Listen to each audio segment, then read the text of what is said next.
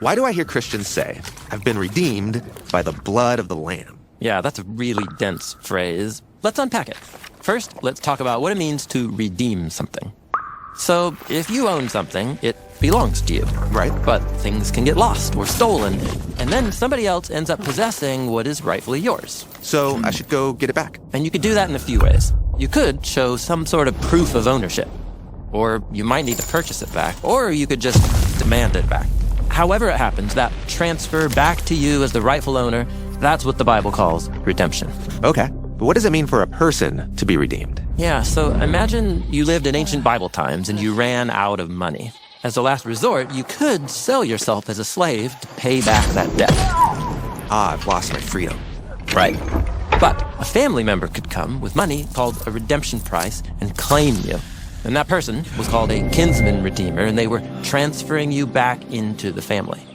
I get it. Now, the story of the Bible begins with this big idea that all creation, especially humans, belong to God. But tragically, humans have ended up being corrupted and enslaved by death.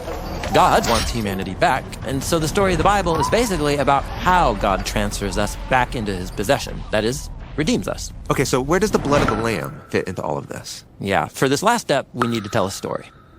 In the scroll of Exodus, Pharaoh has claimed the lives of all of the Israelites, making them his slaves. Yeah, they've lost their freedom. But they don't belong to Pharaoh. Israel belongs to God. Right, so God confronts Pharaoh and demands, let the people go free, or I will take them back with displays of power. You mean the plagues? But they don't work. Pharaoh refuses to acknowledge God's claim on Israel. Right. So in one final act of power, God makes it clear to Pharaoh that not just Israel, but all life belongs to him. God will unleash a deadly plague through the land to compel Pharaoh to free the Israelites. But this plague isn't just on Pharaoh in Egypt. It will also take the lives of Israelites too. Well, remember, every life is already enslaved by death.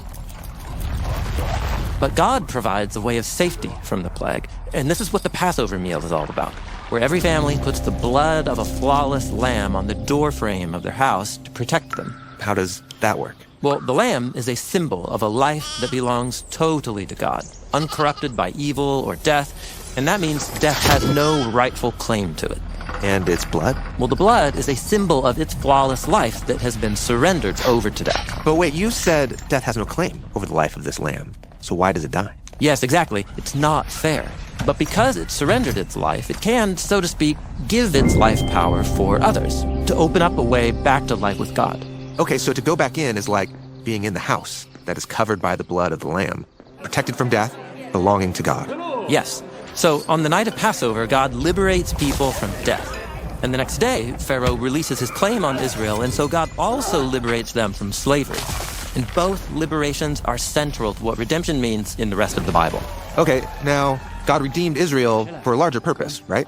Yeah, so they could be God's partners and represent his character to the nations. But Israel's story turns tragic as they become enslaved, along with all the rest of humanity, to their corrupt desires and the deadly violence that results. And so instead of living in freedom, Israel remains claimed by death. And so how can Israel, or anyone, be truly redeemed from death? Yeah, that is the question that brings us to the story of Jesus.